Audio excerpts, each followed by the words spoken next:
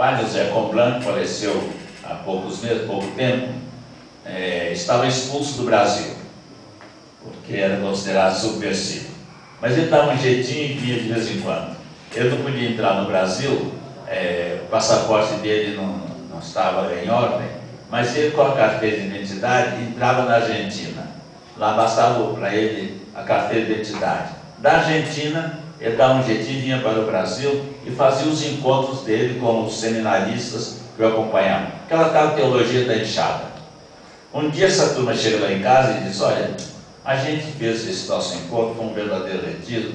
A gente viu que as comunidades, para sobreviver, precisam celebrar a Eucaristia. Como é que elas vão celebrar se não tem um ministro ordenado? Então a gente discutiu lá e viu, quem sabe, das próprias comunidades, a gente podia tirar alguns jovens já comprovados, apresentados ao Senhor, o Senhor ordenava os padres para eles presidirem a Eucaristia nas comunidades. Eu disse: gente, vamos logo procurar um lugar para fazer isso? Então saímos procurando um lugar onde pudesse receber os rapazes, dar formação a eles, e começamos o chamado Seminário Rural. No dia que eu fiz 50 anos de padre, nós começamos o Seminário Rural lá. Aí a gente, de 5 em 5 anos, manda um relatório para a Santa Sé de tudo que ele está fazendo. Eu disse: é uma atividade que a gente tem que colocar. Coloquei. Aí me veio uma carta de Roma nesses termos: estamos muito admirados que na sua diocese haja um seminário que não atende às exigências mínimas da Santa Sé. Eu disse: e agora? O mandou se reuniu, discutiu, como é que é? Vamos fechar, não vamos fechar, como é que é? Aí o Comblan disse: vamos mudar o nome. Em vez de ser seminário, vamos botar o nome de Centro de Formação Missionária. O programa vai ser o mesmo, só que não é para formar padres, mas é para formar missionários. Depois de formados missionários, se o bispo quiser ordenar os padres, ele não precisa de licença de ninguém. Ele achou que esse missionário tem condições de ser padre. Olha, não deu outro. Mudamos o nome, o estatuto ficou, o programa ficou o mesmo, né? Mas o nome mudou-se e agora é para formar missionários. Mandamos para a Santa Sé. A Santa Sé começou a mandar uma ajuda financeira para formar missionários. A gente precisa ter um jogo de cintura, viu? Você não vai enfrentar, mas também não vai deixar de fazer o que é ordenado lá. Pronto, não é mais seminário. Agora, um centro de formação missionária é diferente. Estamos formando missionários. Vocês não querem saber minha alegria quando eu chego lá na Paraíba? Essa experiência fez 25 anos. Eu chego na Paraíba e vou celebrar com aqueles padres de mão grossas, que é gente que trabalha na enxada. Então o programa deles é isso: eles são agricultores, trabalham com os outros, né? De noite, de tardinha, depois do jantar deles, se preparam, vão para a capela e aí ele vai celebrar com aquele povo que já trabalhou durante o dia, não é? É alguma coisa diferente na igreja, mas a igreja começou assim, comunidade. A gente tem que, não dá para fazer assim toda a parte, não, mas começando, a coisa vai realmente se desenvolvendo. São experiências maravilhosas essas, e a gente acha que é o dedo de Deus mesmo que está presente.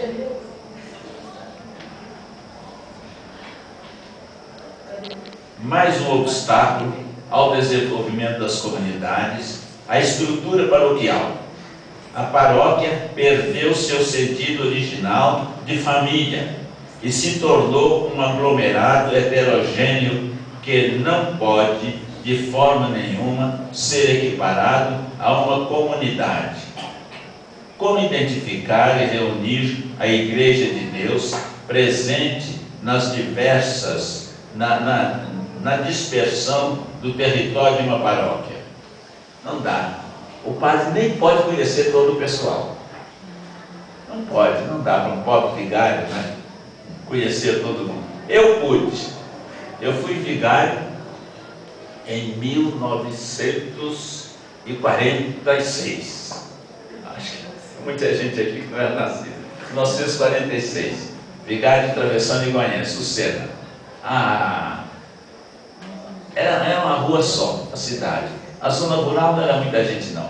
Dava para eu visitar todas as casas no Sábado Santo, que é o dia que a gente benze as casas. Então eu podia benzer todas as casas num dia só, porque eram 106 famílias. Pegava o dia todo, era dia de jejum, precisava me alimentar, passava para tomar água, não é?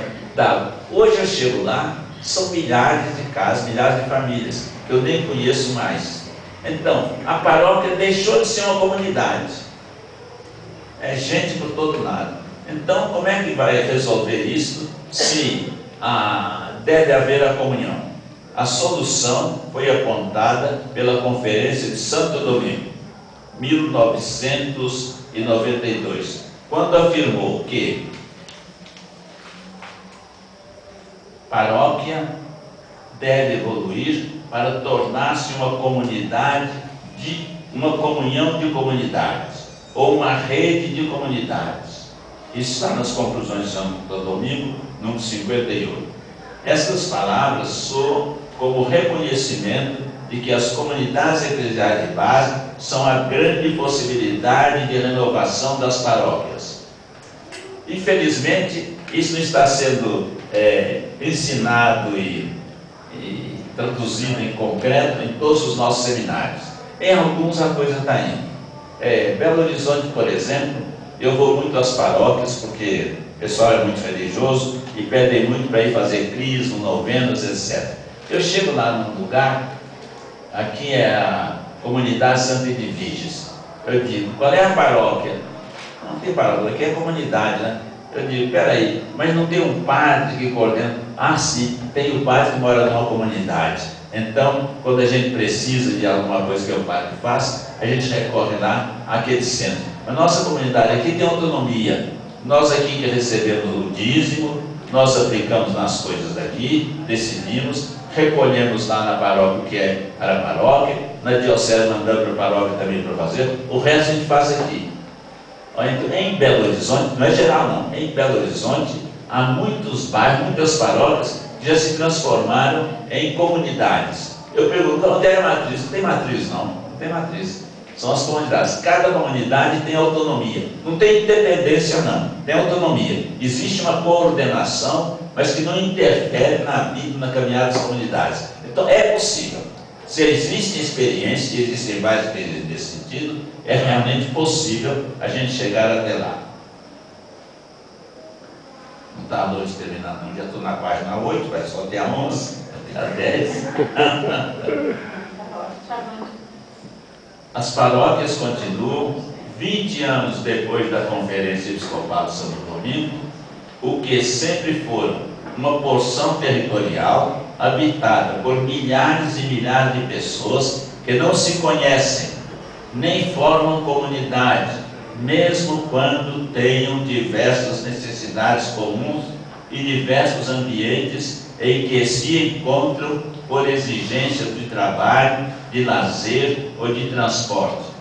Os responsáveis pelas paróquias devem convencer-se de que elas não possuem mais status de família e não devem pretender ser mais do que uma coordenação de comunidades situadas em determinado território.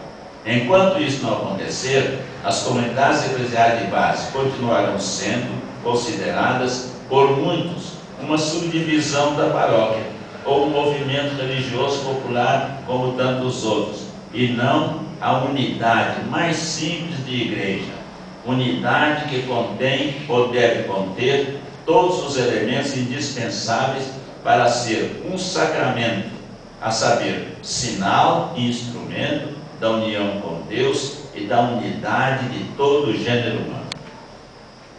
Conclusão.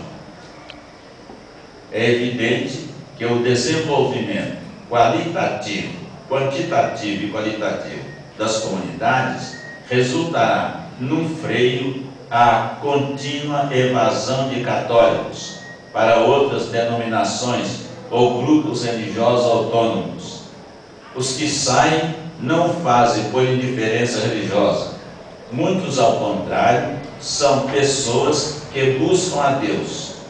Como não encontram na Igreja Católica, transferem-se para outras igrejas, principalmente as de linha pentecostal. São elas que têm apresentado maior crescimento na América Latina. E a Igreja